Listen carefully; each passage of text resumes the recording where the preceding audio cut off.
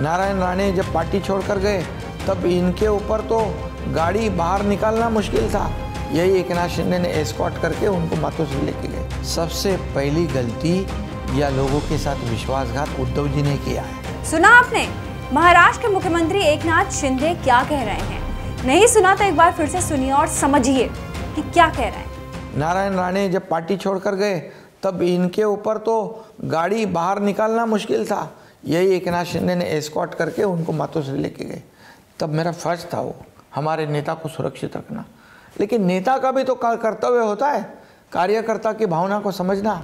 महाराष्ट्र के मुख्यमंत्री एकनाथ शिंदे ने हाल ही में एक ऐसा सनसनीखेज इंटरव्यू दिया है जिससे पूरे महाराष्ट्र की राजनीति में खलबली मच गई है।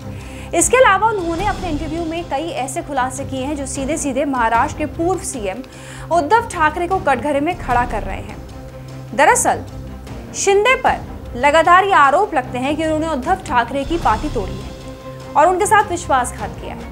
लेकिन जब एकनाथ शिंदे से इस बारे में पूछा गया तो वो कहते हैं कि जो हुआ वो शिव सैनिकों की वजह से ही हुआ। उद्धव ठाकरे ने शिव सैनिकों को अपना नौकर समझ रखा था, फिर भी हमने उन्हें हर बार बचाया क्योंकि अपने नेता की जान बचाना हमारा फर्ज था। शिंदे के मुताबिक एक बार तो उद्धव ठाकरे की जान पर बनाई थी, उनका अपने ऑफिस से निकलना मुश्किल हो गया था, लेकिन तब हमने उन्हें बचाया और सुरक्षित मातोश्री पहुंचाया। सुनिए। किसके साथ आप छल कपट कर रहे हैं? जिसने आपको दिन रात साथ दिया। जब नारायण राणे जब पार्टी छोड़कर गए तब इनके ऊपर तो गाड़ी बाहर निकालना मुश्किल था। यही एकनाथ शिंदे ने एस्कॉर्ट करके उनको मातोश्री लेके गए। तब मेरा फर्ज था वो हमारे नेता को सुरक्षित रखना। लेकिन नेता का भी तो कर्तव्य होता है कार्यकर्ता की भावना को समझना, उसकी भी सुरक्षा को ध्यान रखना। ये नेता कैसे नेता बनता है? एक कार्यकर्ता बनने के लिए काफ़ी वक्त लगता है।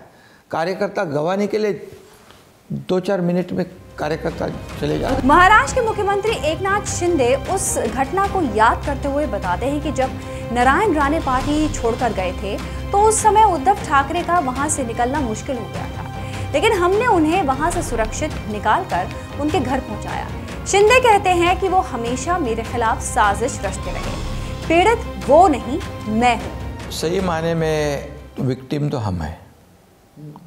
हम पे अन्याय हुआ है।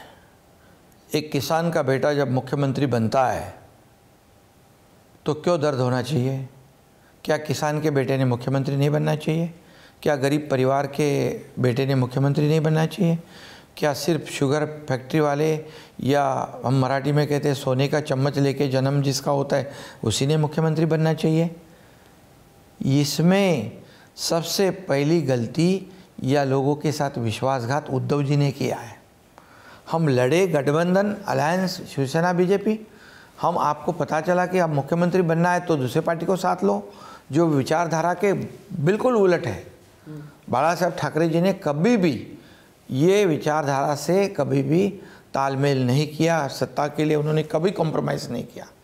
बाला साहब ठाकरे जी होते तो ये नहीं करने देते, लेकिन इन्होंने इनकी मंशा थी, इनके दिल में पहले से था और इसलिए उन्होंने बीजेपी के साथ तो धोखा किया, लेकिन महाराष्ट्र की जनता के साथ भी धोखा किया जिन्होंने गठबंधन को वोट दिए थे। और अब कहते हैं पार्टी तोड़ी, पार्टी चुराई। क्या सो रहे थे क्या पार्टी का प्रमुख का क्या काम होता है? पार्टी टूटती क्यों है? 50 MLA क्यों जाते हैं? 13 MP क्यों जाते हैं? जिला परिषद के सदस्य इतने लाखों हजारों क्यों जाते हैं? लाखों कार्यकर्ता क्यों पार्टी छोड़ते हैं? इसका आत्मचिंतन आत्म परीक्षण करना चाहिए। जो गए वो चोर, जो गए वो गद्दार, जो गए वो कचरा। ऐसा होता है कहीं? हमारी गलती क्या है वो तो सोचना चाहिए।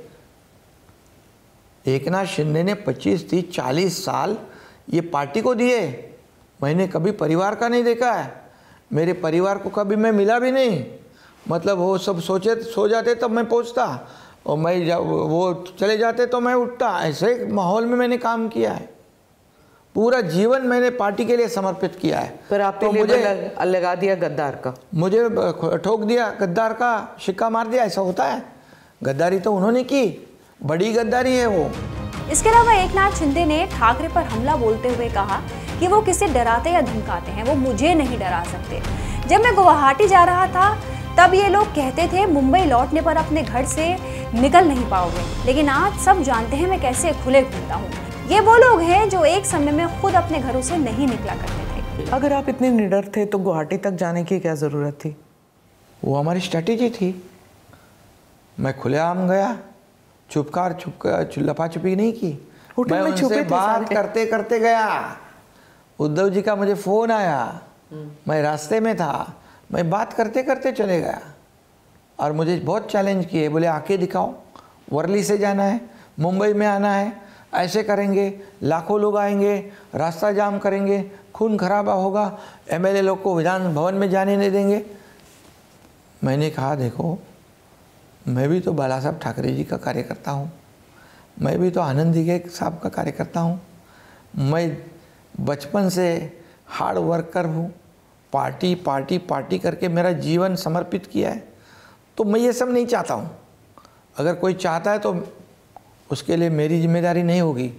मैं वहाँ से आया, हेलीकॉप्टर बाजू में था, हेलीकॉप्टर में मुझे बैठने को कहा, मैं हेलीकॉप्टर में नहीं बैठा, मैं बाय रोड आया और बाय रोड जहाँ मुझे पहुँचना था गया।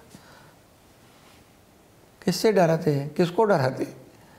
जिसने दिन रात पार्टी के लिए मेहनत की, वो डरने वालों में से मैं नहीं हूँ। और मैं किसी को ना डराता हूँ, और मुझे जो डराता है उसको मैं।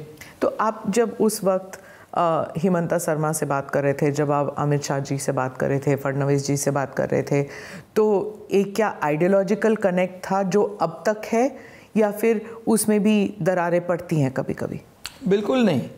देखिए, उन्होंने, वो अगर चाहते तो बीजेपी का चीफ मिनिस्टर भी बना सकते थे, लेकिन उन्होंने देखा कि एकनाथ शिंदे ने जो काम किया है, जो अन्याय के खिलाफ बाला साहब ठाकरे जी के विचार जब खत्म होने लगे, तब उसको बरकरार रखने के लिए एकनाथ शिंदे ने जो कदम उठाया है, और इसलिए मुझे मोदी जी और अमित भाई ने पूरा सपोर्ट किया। देवेंद्र जी तो मेरे साथ में थे, और मुझे याद है कि तभी मोदी जी और अमित भाई ने भी कहा कि एकनाथ जी, चट्टान की तरह हम आपके पीछे खड़े हैं। तो देखा आपने कैसे एएनआई को दिए अपने इंटरव्यू में महाराष्ट्र के मुख्यमंत्री एकनाथ शिंदे एक के बाद एक कई खुलासे करते चले गए। अब उनके इन खुलासों में कितनी सच्चाई है और कितनी नहीं, इसके बारे में तो कहा नहीं जा सकता, लेकिन उनके इन खुलासों से महाराष्ट्र की राजनीति में और खासतौर पर शिवसेना उद्धव गुट में जरूर हलचल देखने को मिलेगी। वहीं महाराष्ट्र के पूर्व मुख्यमंत्री उद्धव ठाकरे एकनाथ शिंदे के इन हमलों का किस तरह जवाब देंगे, ये तो आने वाला समय बताएगा। तब तक आप देखते रहिए श्रेष्ठ भारत। नमस्कार। श्रेष्ठ भारत पर खबरों से जुड़े रहने के लिए चैनल को सब्सक्राइब और लाइक करें, बेल आइकन दबाएं और देखते रहें श्रेष्ठ भारत।